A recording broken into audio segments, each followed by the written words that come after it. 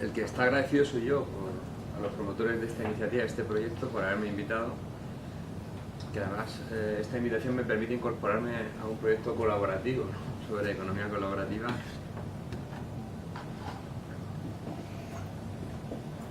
Y además es una excusa magnífica, ¿no?, para pues volver a coincidir con algunos colegas como Andrés, como Gabriel o como Nacho, a los que no solo aprecio sino que también admiro.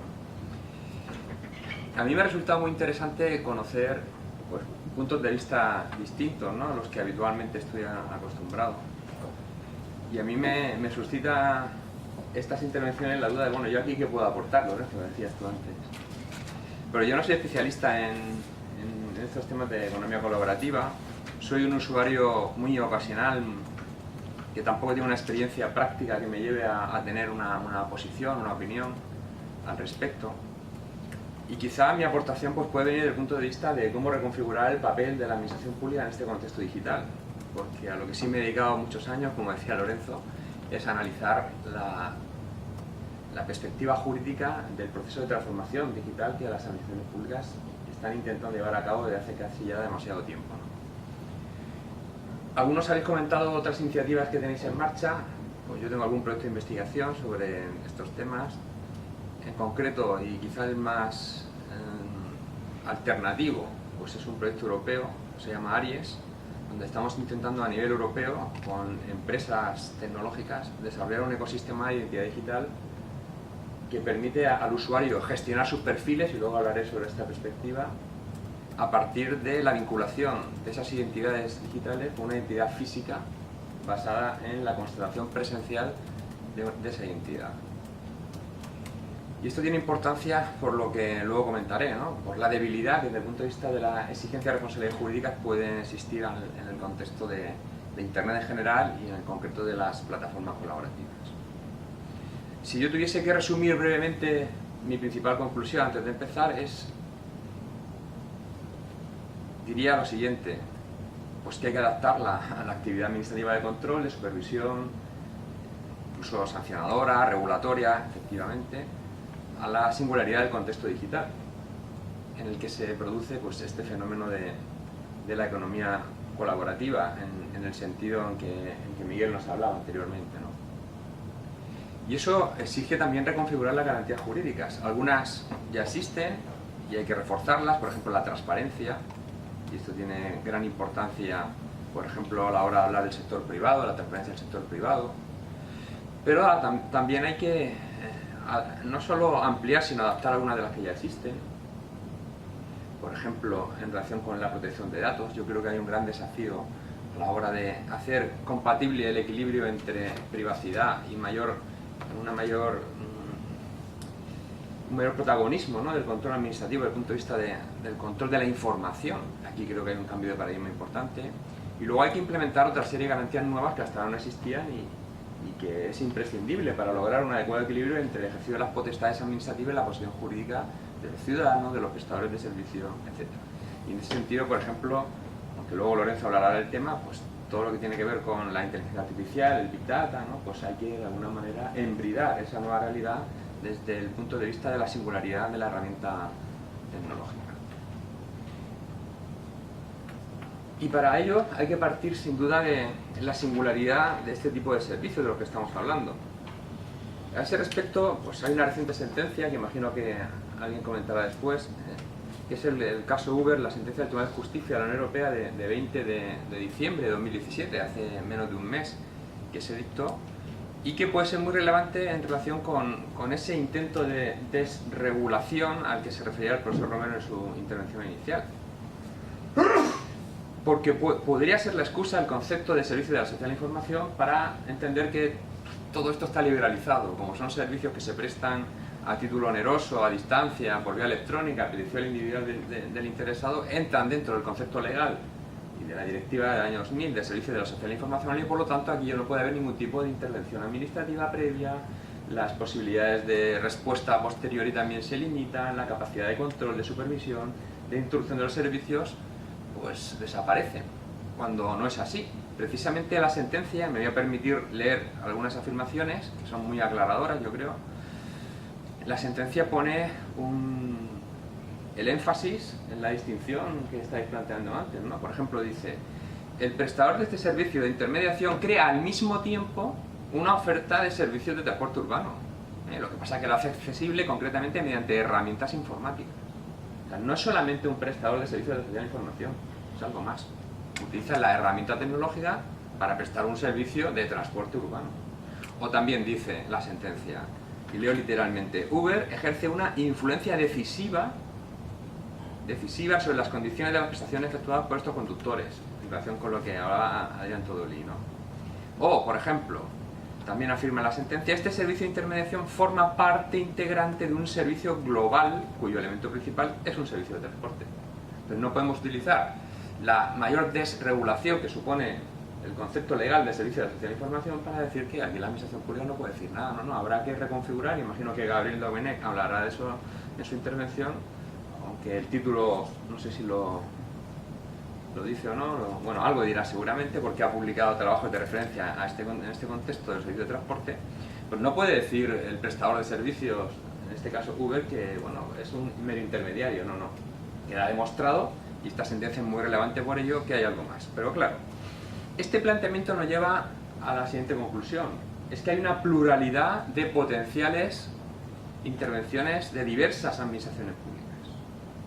Aquí tenemos un elemento muy relevante que puede dar lugar a disfunciones, ¿no? A la hora de hacer compatibles todos estos puntos de vista, todos estos ejercicios competenciales, y que en relación con algunos de los posibles cambios de paradigma que yo voy a plantear, pues conviene tener en cuenta.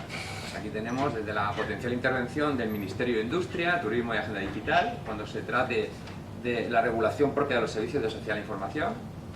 O luego pues tenemos, antes hablaba también Nacho Criado, de la proyección local que hay a este respecto, y el servicio quizá pues, de Uber es un ejemplo paradigmático porque afecta a una actividad controlada por los municipios a nivel local, pero también hay perspectivas autonómicas y también hay incluso perspectivas europeas, ¿no? El carácter global de este tipo de manifestaciones a las que se refería Juan Romero al comienzo de la sesión de esta mañana. Claro, ¿cuál es la singularidad principal que plantean la actividad de estas plataformas? Pues desde el punto de vista que a mí me interesa, que es de la capacidad de control de la administración pública, es que se deja un rastro enorme en forma de información, en forma de datos, de todas las transacciones que se realizan. Y estos datos que se conservan, y a veces hay obligaciones legales de conservación, ofrecen mayores posibilidades de control. Adrián Todolí se refería a la capacidad de control del empresario sobre el trabajador, pero proyectemos esa idea respecto de la función de control, de supervisión, de intervención, de sanción que tienen las administraciones públicas. Y aquí ya, pues el escenario que se nos plantea es tan diverso. Pues hay usuarios que son profesionales, otros que no lo son. Y a alguno le puede suscitar incluso la duda, ¿verdad? ¿Tengo que declarar esto que estoy haciendo? ¿No? Porque a lo mejor la administración puede enterarse, no se puede enterar. Y las plataformas son diversas también, con lo cual cada una ocupa un lugar en relación con los usuarios. Y ahí pueden surgir relaciones jurídicas que pueden estar de alguna manera condicionadas por la intervención administrativa o no. O si la actividad es habitual y supera ciertos estándares o ciertas cantidades desde el punto de vista de los ingresos, eso por dónde se tributa, en fin. Creo que tenemos un lío importante desde el punto de vista de la reconfiguración de la función de control y supervisión de las administraciones públicas en relación pues, con la defensa de los intereses generales o la solución de los problemas de la ciudadanía a la que se refería Nacho, lo llamemos como lo llamemos. El cambio de paradigma ahí es importante. ¿Y en qué se podría concretar ese cambio de paradigma? Y voy a tratar de ser muy sucinto para no abusar del tiempo asignado. En primer lugar, yo creo que es imprescindible pasar un modelo donde la actividad inspectora de la administración, aunque siga llevándose a cabo por los medios tradicionales, se automatice. Precisamente porque el rastro que deja la información, el rastro que dejan los datos de los usuarios, lo permitiría. Y de esta manera pues sería factible una recogida sistemática continua de información que se precise para el ejercicio de esas competencias administrativas. Teniendo en cuenta además la escasez de medios personales de que disponen hoy las administraciones públicas y en particular asignados a funciones de inspección. Y en ese sentido yo creo que uno de los principales retos jurídicos que se plantea desde la perspectiva de la automatización de la actividad inspectora es generar evidencias de las actuaciones que se llevan a cabo en estas plataformas conforme a las plataformas, a las exigencias, perdón, de, por ejemplo, el reglamento de IDAS, los servicios de confianza. Aquí tenemos un campo de investigación para el proyecto importante, ¿no? De cómo la simple declaración de un funcionario público en el ejercicio de su cargo, que es la concepción tradicional que se ha sustentado a la actividad inspectora, ¿no? En un documento público, pues esas garantías tradicionales ya no nos sirven en el contexto digital, hay que adaptarlas. Y aquí ya no viene el hecho de que sea un funcionario público, sino que tiene que ser una aplicación con ciertas garantías tecnológicas. Aquí la garantía debe ser tecnológica. Tenemos todavía solo un mero anteproyecto de ley para adaptar nuestra normativa interna en relación con los servicios de confianza, con lo cual intuyo que en los próximos meses, posiblemente o no, nunca se sabe, pues habría una norma a nivel interno, pero bueno, tenemos un reglamento europeo a este respecto, ¿no? Y esto se puede combinar además con otras cuestiones sobre las que hablará Lorenzo, ¿no? Con otros tratamientos de información muy incisivos, como puede ser los del Big Data o la inteligencia artificial, y cómo reconfigurar las garantías en este contexto. Yo creo que es un importante desafío. Ese sería, por tanto, el primer cambio de paradigma que yo inicialmente, sin ser un gran experto en la materia, intuyo al que podemos estar abocados. El segundo sería también la automatización, la inmediatez de las medidas cautelares que pueden adoptar las administraciones públicas en ejercicio de sus funciones. Paralización de ciertos servicios, bloqueo de ciertas plataformas cuando se detecten ciertas actuaciones pues, inadmisibles. Insisto, la gran posibilidad que ofrece la tecnología en este contexto es que se podrían incluso automatizar esas medidas cautelares de bloqueo, ¿no? Y en este sentido, pues el carácter unilateral de las potestades administrativas y la ejecutividad de sus decisiones pues nos ofrecen un potencial muy potente, ¿no? Valga la redundancia, en el sentido de que no requieren en muchos casos ni siquiera una intervención judicial. ¿Dónde ponemos ahí el límite? ¿Dónde está la garantía? ¿En qué supuestos sí, en qué supuestos no? ¿Qué pasa con los conflictos con otros bienes jurídicos? Que a veces puede ser imposible conectar, ¿no? Y estoy hablando, por ejemplo, en materia de ciertas actividades de consumo que están teniendo lugar online y que se pueden poner en peligro intereses públicos de gran calado, ¿no? Más allá de la economía colaborativa, pues, por ejemplo, toda la problemática que hay ahora mismo en relación con la adquisición de entradas para ciertos espectáculos de referencia a nivel cultural, a nivel deportivo, etc. El tercer cambio de paradigma, que sí me consta que se va a tratar en la segunda mesa y por lo tanto solamente lo voy a plantear de forma genérica, es que el modelo de negocio subyacente en estas plataformas muchas veces es la explotación de los datos de los usuarios, y eso lleva a una mayor capacidad de control que desde el punto de vista de la privacidad pues supone un auténtico desafío. Pero no solo desde el punto de vista del uso que hacen las plataformas de los datos de los usuarios, que eso nos llevaría pues también a cuál es el papel pues, de las autoridades de control en materia de protección de datos en general y en concreto de la agencia española, pueden llevar a este respecto, ¿no? Hasta qué punto el consentimiento ofrece los estándares que exige la normativa, es libre, etcétera, es informado, pero también desde el punto de vista, como decía, de la capacidad de los poderes públicos, de las administraciones públicas, de llevar a cabo una actividad de supervisión, de control, de inspección, pues también ese estado vigilante orwelliano, ¿no? Pues puede que se esté convirtiendo ya en una realidad. Y en ese sentido, no sé si Gabriel, su intervención sobre el principio de finalidad va a ir orientado por ahí, ¿no? Para qué finalidades se pueden utilizar información que a lo mejor recoge la administración para ejercer una potestad, una competencia, por ejemplo, recaudación de impuestos, para otras finalidades distintas. A veces pueden ser incompatibles, ¿no? El principio de finalidad ahí nos plantea pues, un elemento de discusión importante.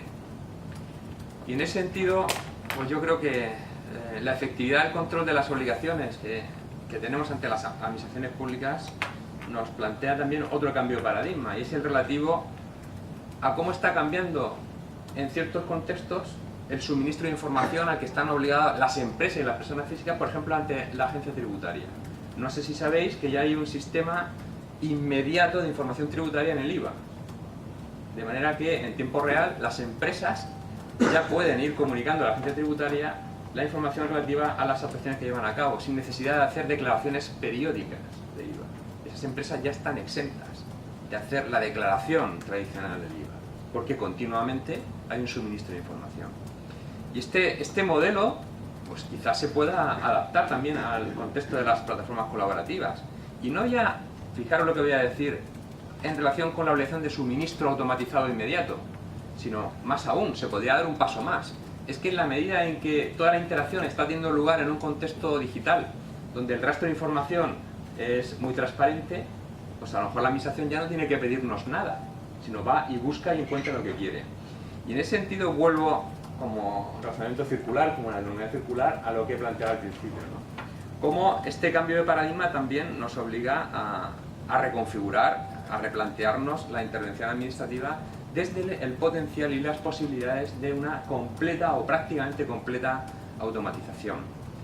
Y no estoy hablando ya de que se puedan imponer sanciones de manera automatizada, que todo llegará, sino que ciertas funciones, inspectoras, medidas cautelares, etcétera, pues quizás se podrían llevar a cabo de manera sin intervención directa de una persona física. Y aquí, si todo este cambio de paradigma lo reforzamos con tratamientos basados en el Big Data o en la inteligencia artificial, yo creo que estamos ante un contexto de cambio, de transformación muy decisivo, ¿no?, del papel y de la forma en que se ha llevado a cabo la actividad administrativa en relación con el control y la supervisión de ciertos sectores económicos. Pues simplemente por concluir, yo creo que la tecnología, lo decía Nacho, ya ha puesto algunos ejemplos, permite democratizar las herramientas para facilitar la colaboración. Este es el gran potencial.